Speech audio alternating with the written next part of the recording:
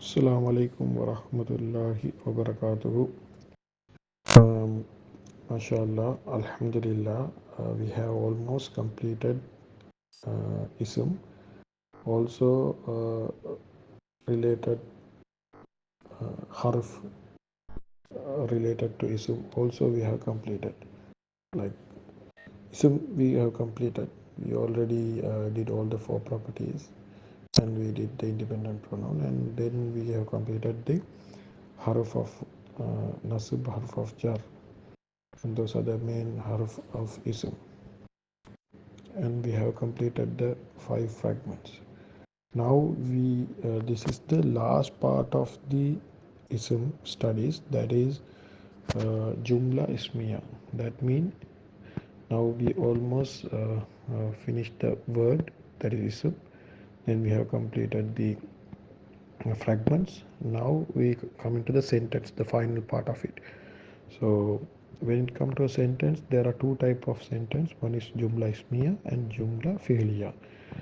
Our next lesson is Fi'l, so we will learn the Jumla Fi'liya. Now this is the Jumla Ismiya, that means ism based sentences. So what is the idea of ism based sentences is uh, the critical thing is in ism based sentences you need to find invisible is, because the is word is not available in Arabic. Is word is not available in Arabic. So what we are trying to do is we need to find out how to find the is. What I meant by is mean it can be is, it can be are, it can be am. So whatever it is. So when we do examples, you will understand what is this concept. So basically, by summarizing the entire uh, grammatical structure of Arabic, we have developed five ways to find the invisible is. 5 ways to find the invisible is. That's what we're gonna discuss. So number one is independent pronouns. If you see a independent pronoun, that is usually followed by a is. You will understand with this example, that is ana muslimun. Ana muslimun. So in Arabic, ana mean we already learn it's an independent pronoun. Ana mean I. Muslimun mean Muslim. Okay. So in between you have to put a is. Normally after I we don't put is, we put am. So I am a Muslim. So this am is not found in Arabic. So how to find it? When you see an independent pronoun and then followed by a ism, usually you have to put a is in between. So ana muslimun mean I am a Muslim. I am a Muslim. I am a Muslim. So example, kul, tell, huwallahu ahad. Huwa mean a independent pronoun, then the word Allah comes. Tell, huwa mean he, then word Allah is come. Allah is there. So you have to put it is in between, because after independent pronoun normally you have to put is. Tell, kul, he, tell, huwallahu ahad. Tell, he is Allah. So you have to put he is Allah. Huwallahu ahad. Not he Allah. You cannot say like he Allah. You have to put is in between. He is Allah. So that is has to come in between. Second example that we already learn in Ismul Ishara Mushara Ilay, that uh, Hadal by Hadal by two. If you see Hadal by two, that means this house. But if you say Hada Hada al by Hada by tun, Hada by tun without al, that is this is a house. This is a house. So if you found, second category is if you found a ismul ishara, that means pointing word followed by other than al. That means next word does not have a al. That means you have to put a is in between. So example given here is hada baitun.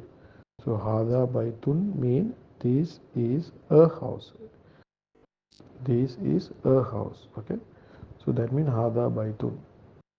this is a house. So hada mean this, baitun mean a house, baitun mean her house, al bait mean the house. So baitun mean a house.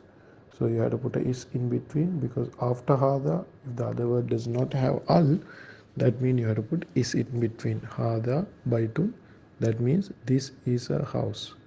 If there's a al in al, like it is, if it is hada al baitu, then you cannot say this is a house, then it will translate as this house. It will become a fragment.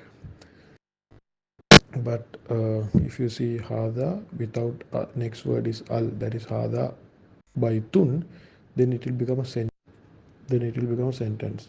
The meaning is this is a house. So this is a very subtle difference that you need to understand by having al and without al. So if it is hada, next word is with al, it becomes fragment, and if the with hada the next word is without al, it becomes sentence. And next category is, we already learned the harf of nasab and its ism. If you see harf of nasab and its ism, then the next word, before the next word you have to put a is in between. So usually if you see harf of nasab and its victim, that's called its ism, then the next word, before going to the next word, you have to put a is in between. So example, you will understand with this example, innallaha ala kulli shayin qadir. Innallaha ala kulli shayin qadir. You have to note here, innallaha, indeed Allah subhanahu wa ta'ala. Allah word become nasab because of inna. Inna is harf of nasab. So innallaha, indeed Allah, ala kulli shayin qadir. Then after that you have to put a indeed Allah. Then you have to put a is, indeed Allah is. I am not translating here ala kulli shayin qadir because that we'll learn later.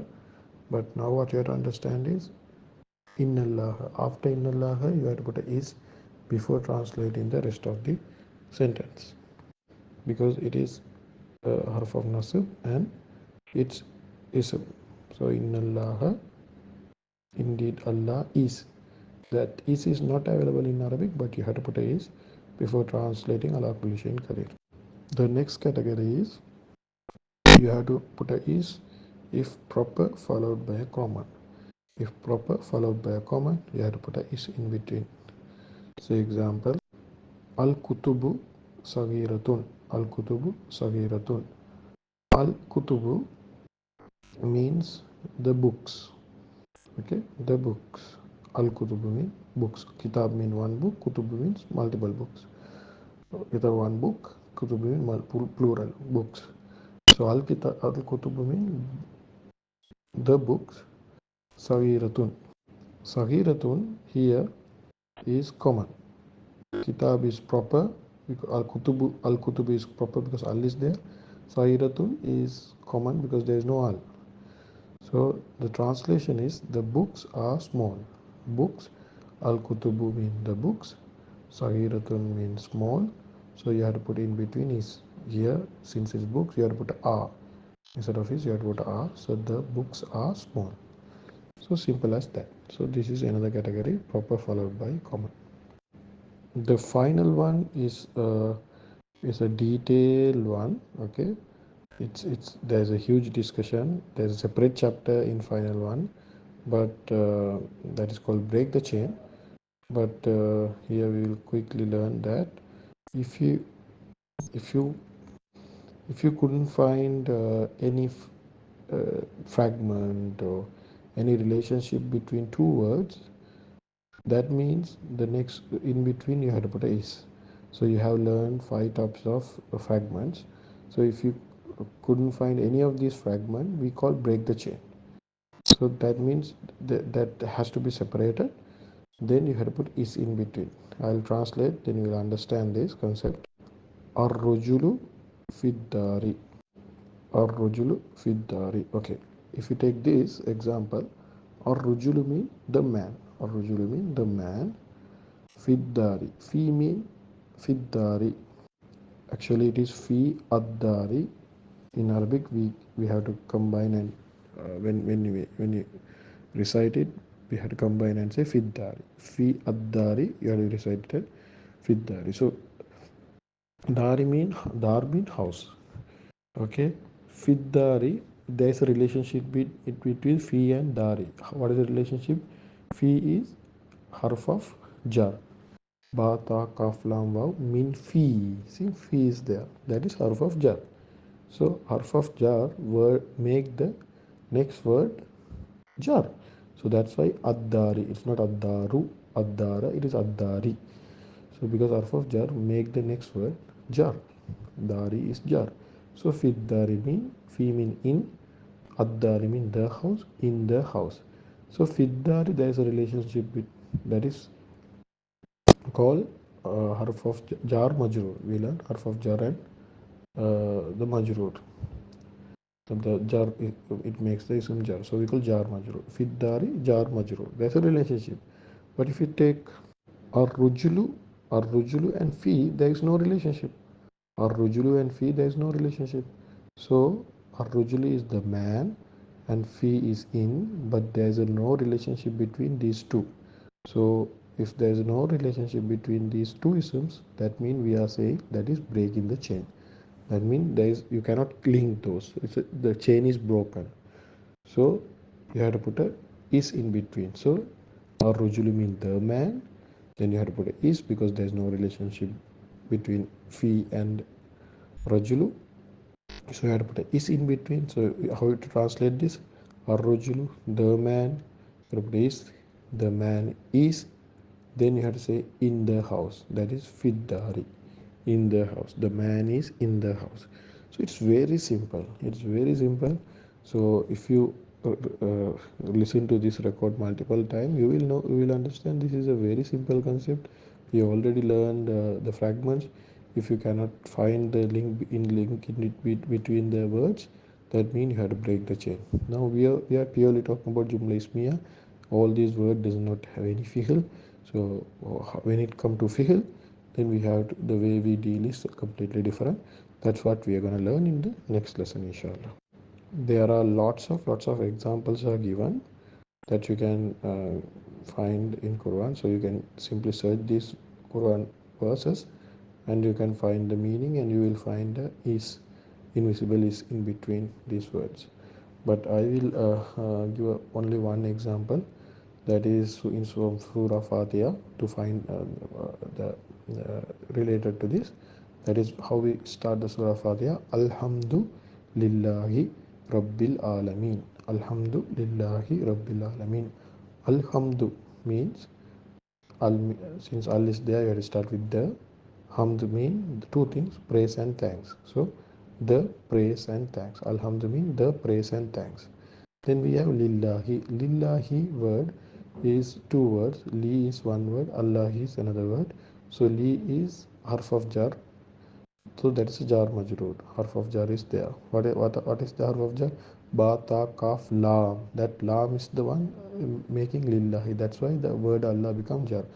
Lillahi. So alhamdulillahi. If you take these two, there is no relationship between alhamdu and li. There is no. So it's a break in the chain. So we have to put is in between. So alhamdulillah means the praise and thanks is. Then lillahi means to Allah. The praise and thanks is to Allah. How this is came? Because there is no relationship between alhamdu and li. So since there is no relationship, you have to put a is in between. So hope this concept is clear. This is very important concept when we go into translation. Inshallah, we'll discuss in very detail, extremely detail when we discussing actual Quran verses. Then we will understand all these concepts better, inshallah. Our purpose is not to completely everyday study the grammar.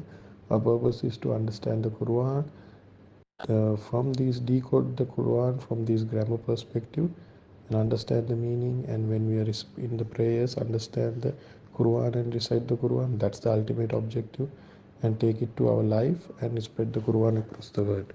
May Allah subhanahu wa ta'ala help us to understand the Quran, practice it, and spread across the world. Amen.